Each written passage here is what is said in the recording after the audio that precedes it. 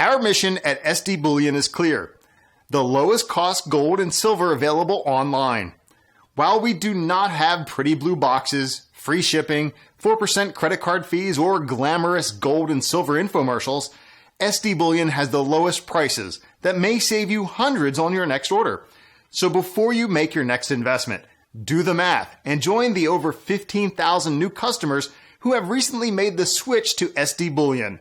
Why pay more?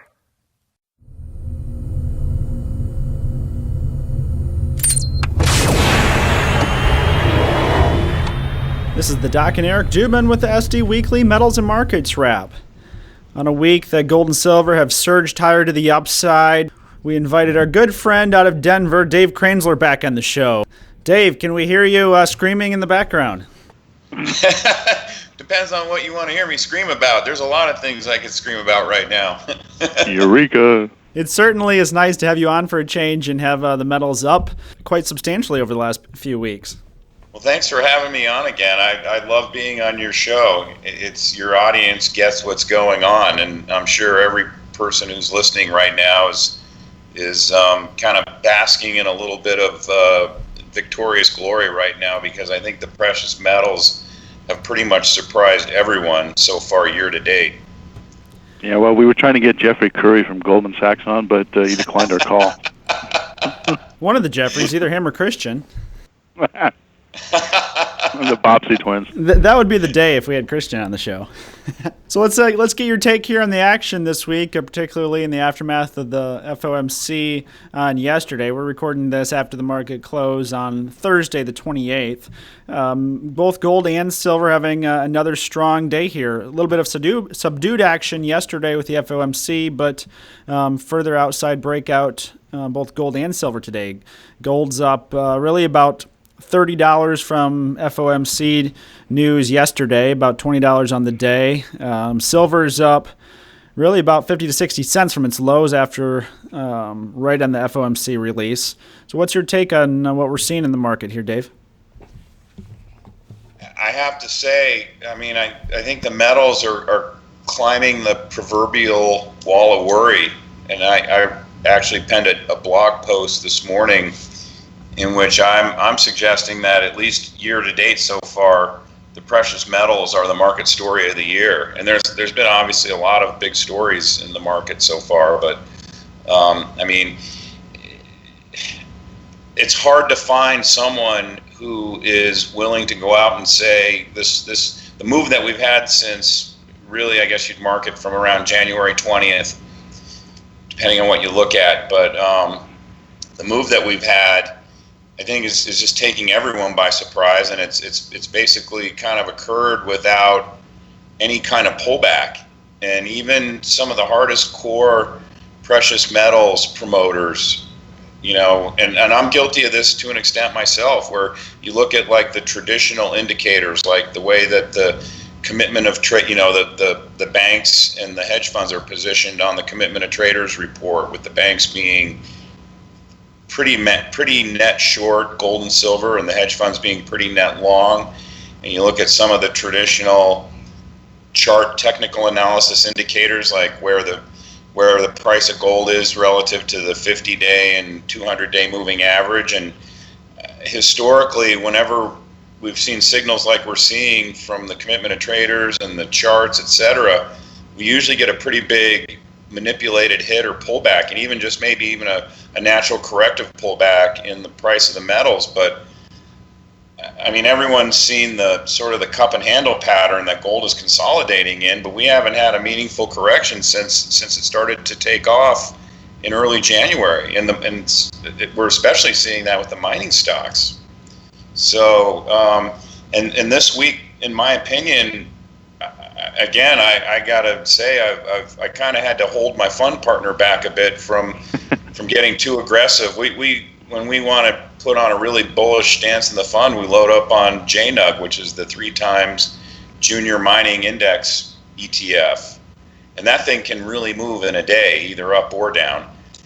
And I had to pull the reins on him, 2 days ago. I'm saying, well, look, we've got options expiration, and they always try to take down the metals ahead of options expiration, and we've got the FOMC meeting, a 2-day meeting. So we had usually what would normally have been, especially over the last 5 years, a double whammy for the precious metals market.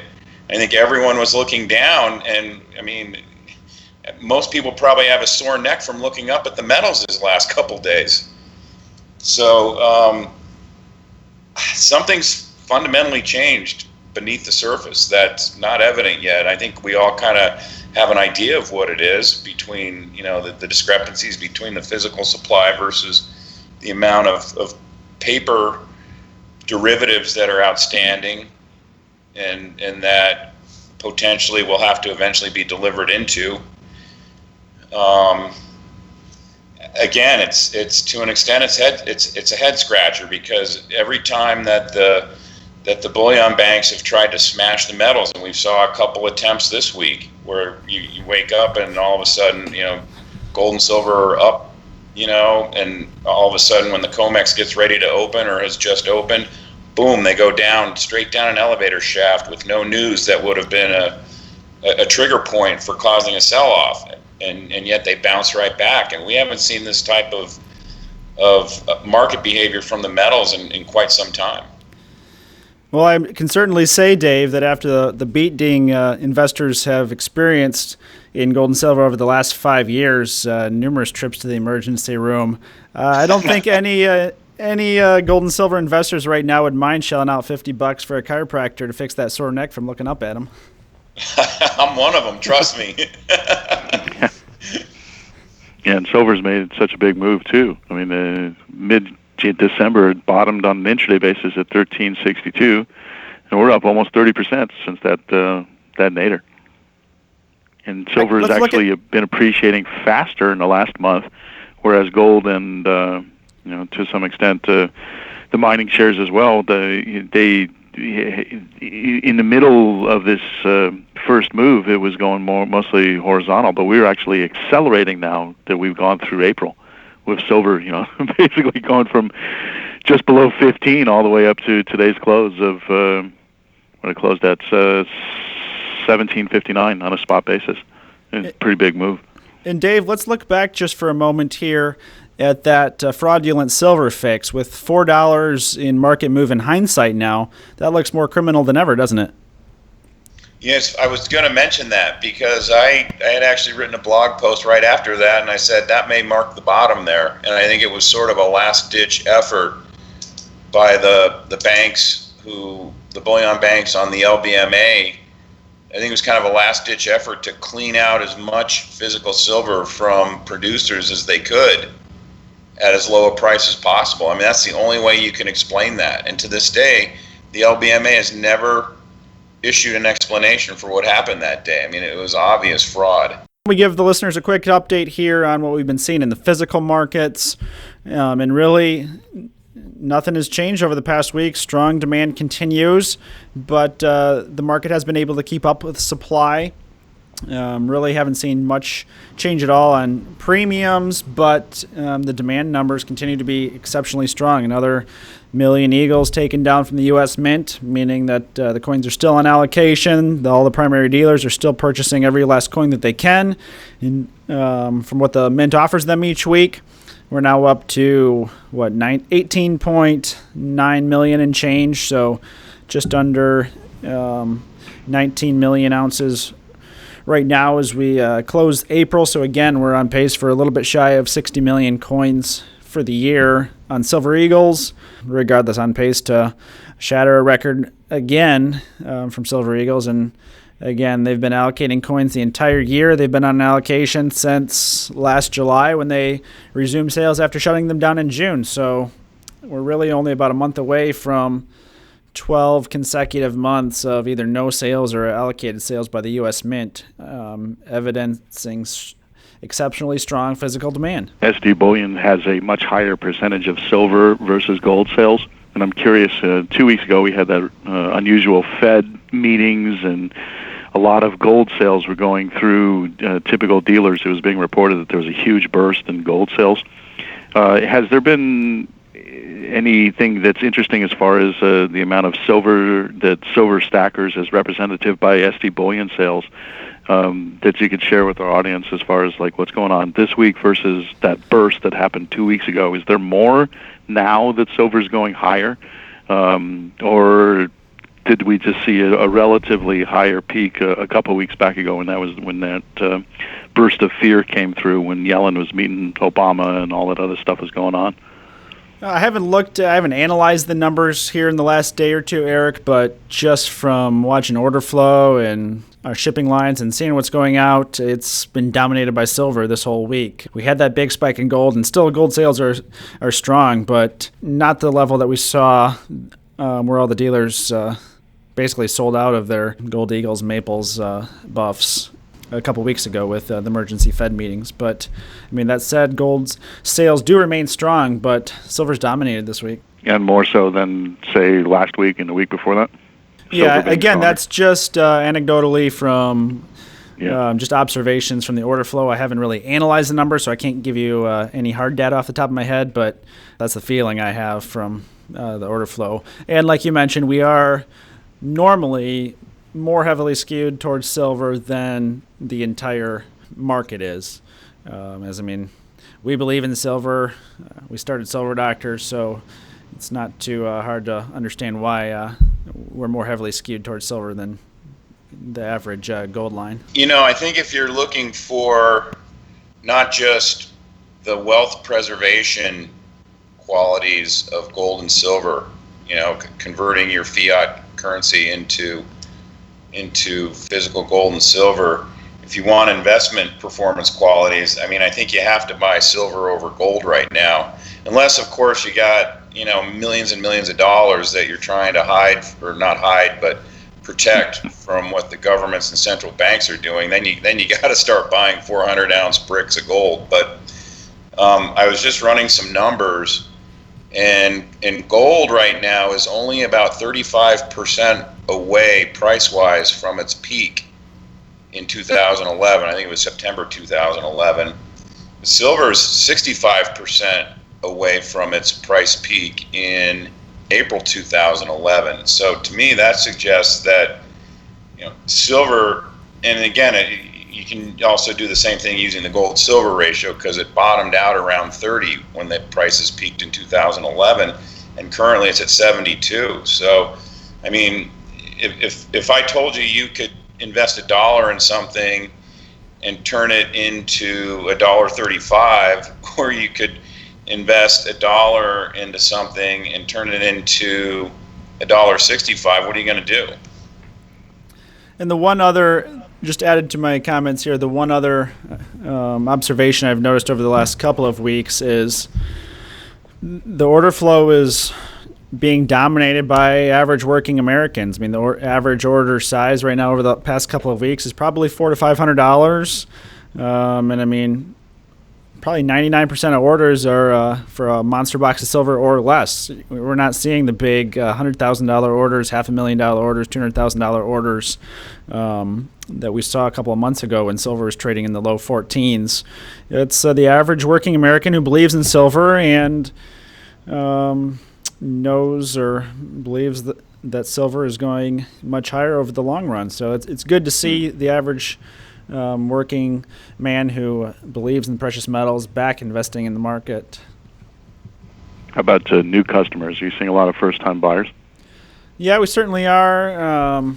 I can look up the numbers here. Yeah, we certainly have, Eric. We're looking at about 1,000 new customers over the last month. So we're in the ballpark about 35 or 40 new customers a day. And now certainly some of those may well have previously bought from other dealers, but from the emails we're seeing and people asking questions, there's a lot of people that are brand new to the market. They're asking, hey, I'm new to this investing in metals. What do you recommend? Where do we start? What do you recommend buying? Bars, coins, eagles? Could you have any way of quantifying that as far as your same time last year sales flow, for example, or some other kind of comparison? Yeah, it's skewed a little roughly. bit. SD bullion is growing at such a rate that's skewed a little bit versus. Sure. If you look at, say, a growth rate of a big company, different market. If you look at Exxon versus a junior or a smaller oil company. Obviously, their growth is going to be a lot bigger just because of the stage of the company is in.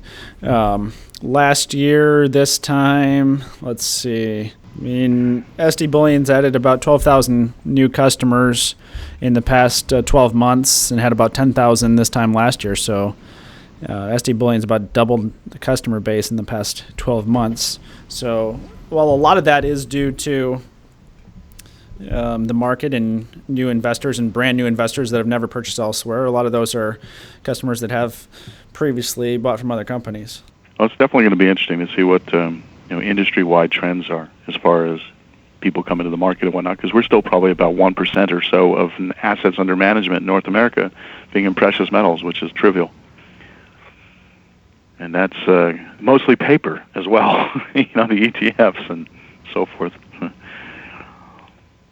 It kind of tells me, based on what you're telling us about your customer base numbers, tells me a lot more people are becoming aware of what's going on in the system. And I think obviously Trump's support, not that he's going to be able to fix anything or even has a plan to fix anything, but just based on his message, the amount of support that he has tells us that there's a lot more awareness that things are really messed up in this country, and people are looking for a way to seek refuge from that. And obviously buying gold and silver is the way to do that, or one of the ways.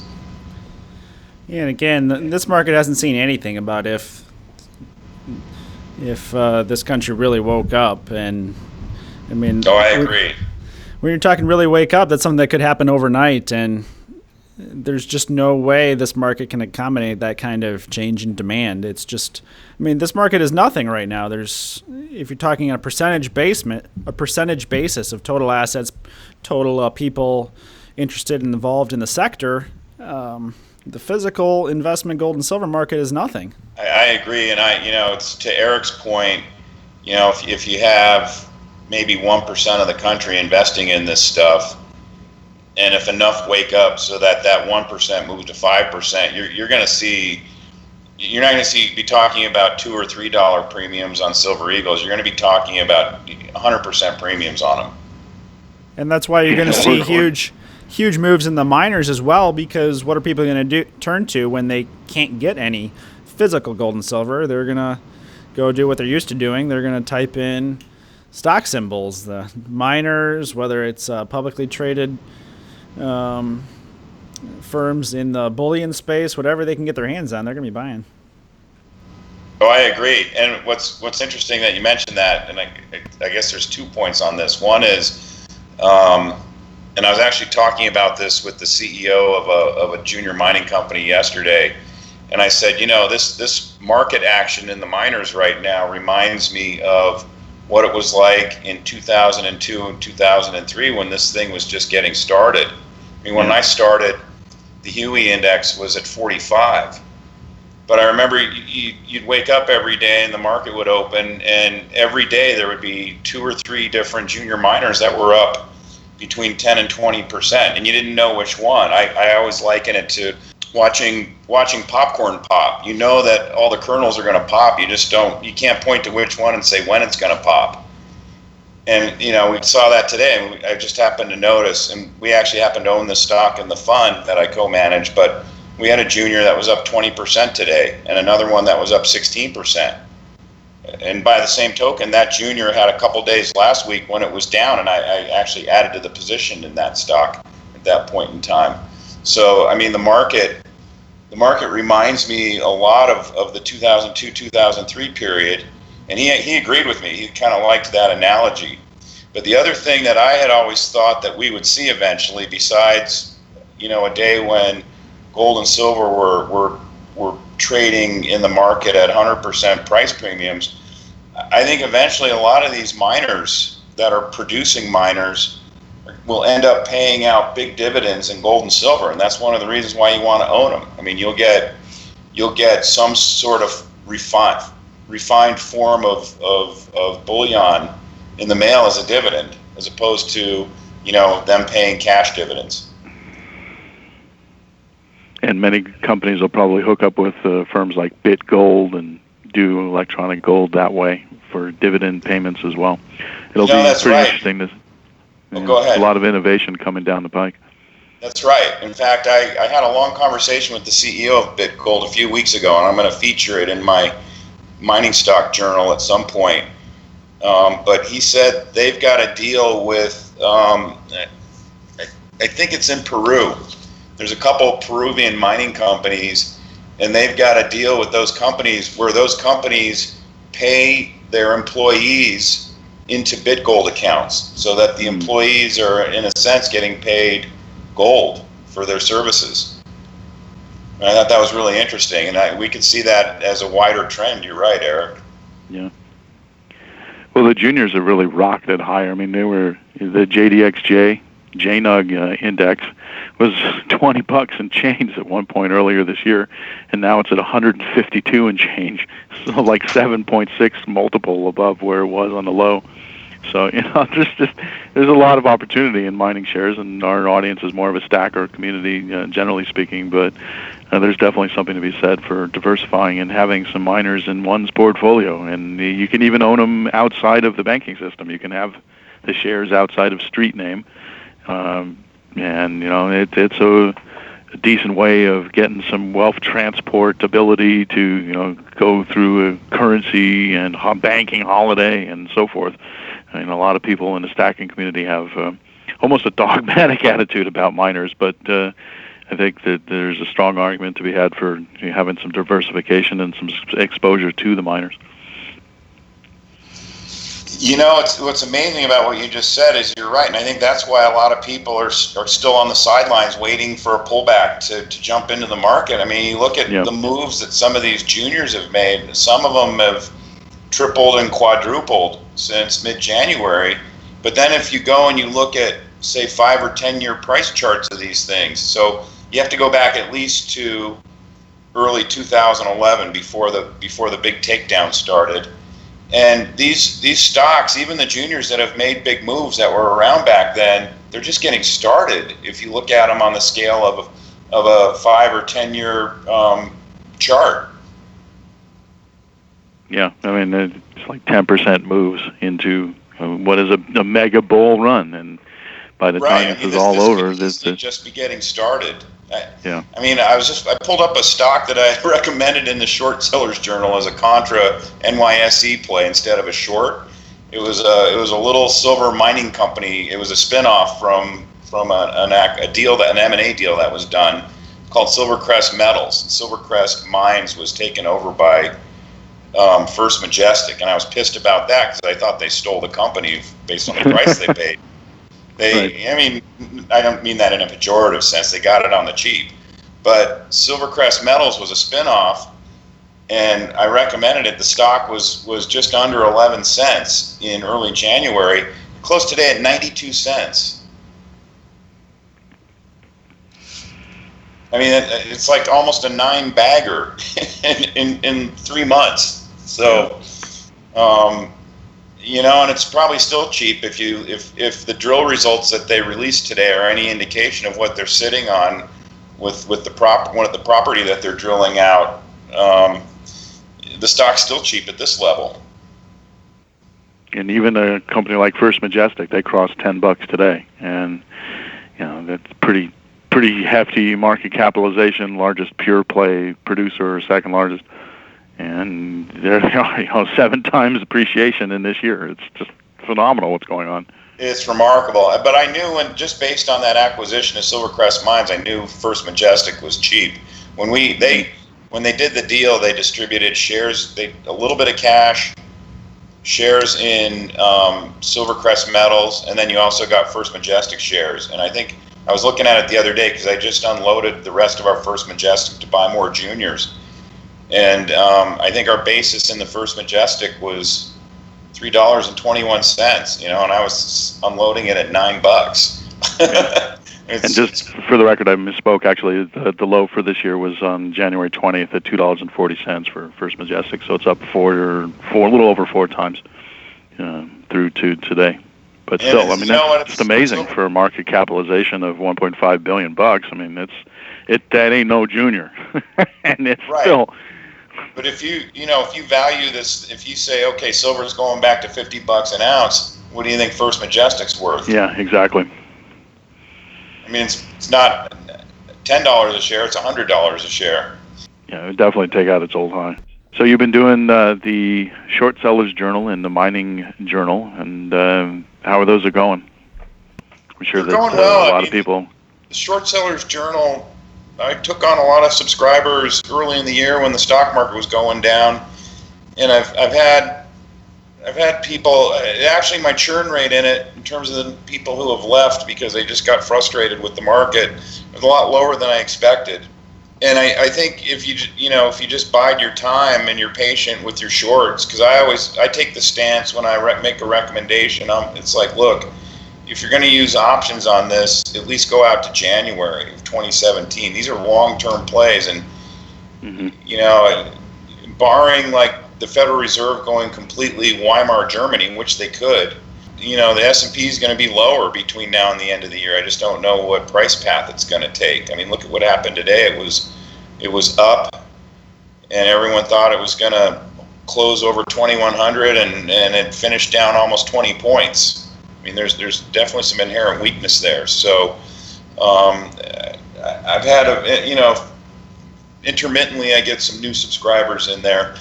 The Mining Stock Journal has done really well since I debuted it in March, and again, I kind of was probably a little bit fortunate there with the timing, because I debuted it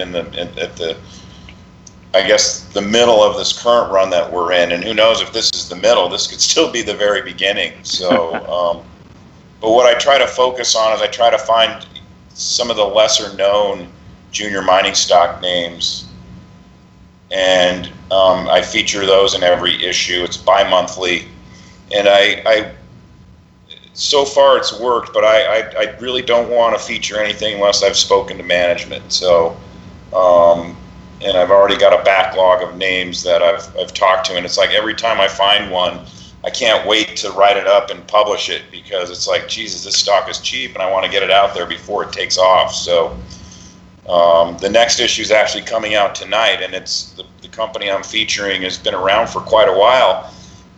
No one really knows it, though. It's not a very well followed name, and it's the market cap's under 30 million, and I think this thing is easily worth 3 or 4 times at current prices for gold and silver. It's easily worth 3 or 4 times where the market's valuing it right now.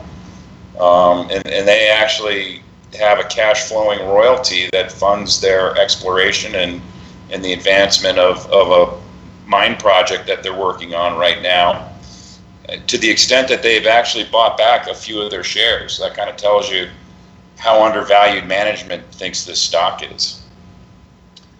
So, and that's kind of the challenge, and what makes it interesting for me, because some of the ideas I've come across that I've presented, I've put them in our fund, and so far they've done well, which maybe isn't saying a lot in this market, but I'd say they've definitely outperformed the market at this point.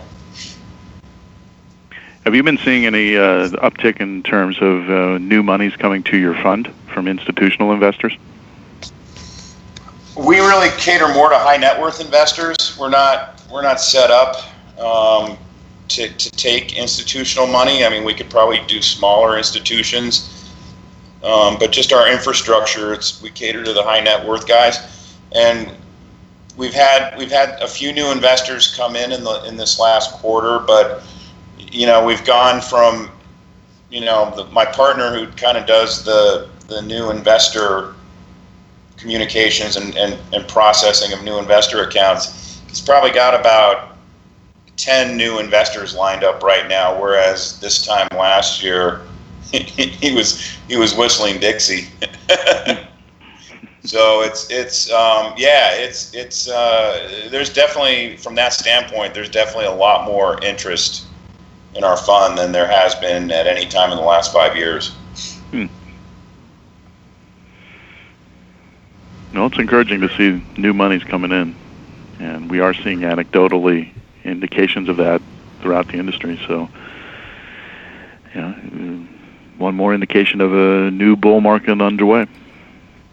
Well, and there's a lot of money on the sidelines. I was chatting with a guy the other day. He was having an email conversation who had just gotten done canvassing a bunch of institutional investors, and they all said the same thing. They're sitting on cash that they want to put to work in the sector, but they're waiting for a pullback.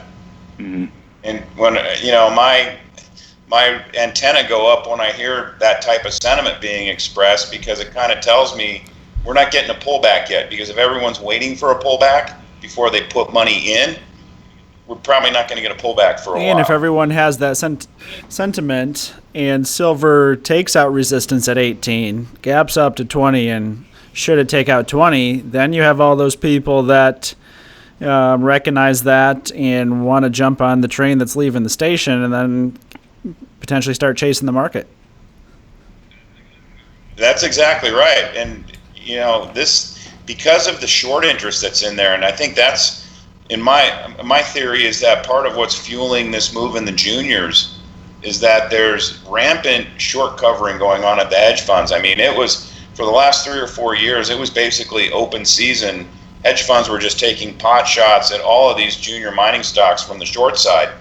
And a lot of it was naked short selling, because the naked short selling rules go unenforced. The only time we heard of Congress whining about naked short selling was when the stock market fell off a cliff in 2008, and all of a sudden right. The congressman, started grandstanding about it. But if you notice, have you heard anything since maybe 2010 about the naked short selling problem? No, of course not. And it's rampant in these junior miners because no one polices that area of the market. So my theory is a lot of the big moves we're seeing is just, hedge funds covering naked shorts in this sector. So, if that's the case, we haven't even begun to see, true organic investing going on in this thing. And this thing could get out of control to the upside very quickly because the market's so small. My fund partner likens it to, trying to fit Niagara Falls through a funnel. And that's kind of the dynamic that we could get here in this thing, especially if you look at the COMEX with the short interest on the COMEX. I mean, that thing could really get out of control quickly to the upside, and that's when the real fun's going to begin, in my opinion. I forget pretty much our entire market right now is forget about fundamentals, forget about profits and earnings. It's traded all on momentum. So once this market starts to have some upside momentum instead of all the downside momentum we've witnessed over the last 5 years, all that momentum is going to be at our backs as a tailwind. That's exactly right. Is any last thoughts before we wrap the show this week? Well, I'll tell you what, this was actually kind of interesting, and I've started off my this week's Mining Stock Journal issue with this idea. I had a reader who asked me, are the mining stocks, am I supposed to take profits because I've got nice profits in them, or are these long-term plays? And I just said, look, these are long-term plays. Some of them are going to be 10 baggers. And even though it may seem like you have a nice profit in your position right now, and yeah, we're going to get some corrections, and you're going to be kicking yourself for not taking profits in the next corrective period that we go through. But if I'm right that this is like 2000 and 2003, if it's like that time period, I mean, we're going to be a heck of a lot higher a year from now or 2 years from now than where we are now. And if you sell now, you're probably going to look back and really regret it. We'll wrap the show there. Dave, it's great to have you back on the show with us, and it's nice to have something positive to talk about in the sector. I agree. It seems like it's been a long time. Been down so long, up, look down. I have to say, I'm still kind of approaching this market with muted enthusiasm, but as you mentioned earlier in the show, Doc, I mean, that's because we've been burned for so long, but it definitely feels like there's something a lot different that's going on fundamentally beneath the surface, and I think that's what's driving the sector right now. And I mean, this thing I predict will have a lot of power and a lot of durability over the next couple years. Well, hopefully we're in for a long, hot summer, guys. I don't think we're going to be getting any summer doldrums this time around. It's going to surprise people. We took out 1263.90 today. That was the spike high back on February 11th, and we got over that like a couple times in March, but basically the cartel was hell-bent on erasing the entire move, going all the way back to that February 11th spike high, and it's taken a couple months, but we are now back over it. And I think that that's pretty significant as we're also gunning towards 18 silver for next week. I mean, we're going to probably test that next week. And we got through the options expiration earlier this week, and they were not able to get any traction to the downside, much below 17.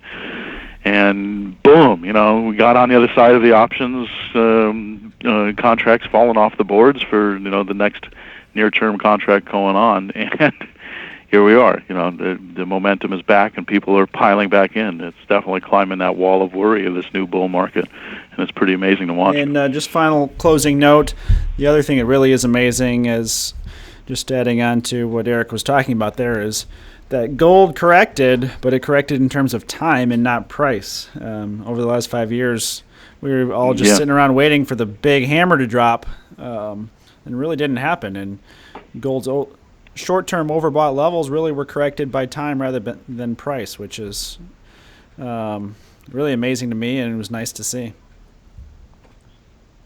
Something you also see frequently in the beginning stages of bull markets.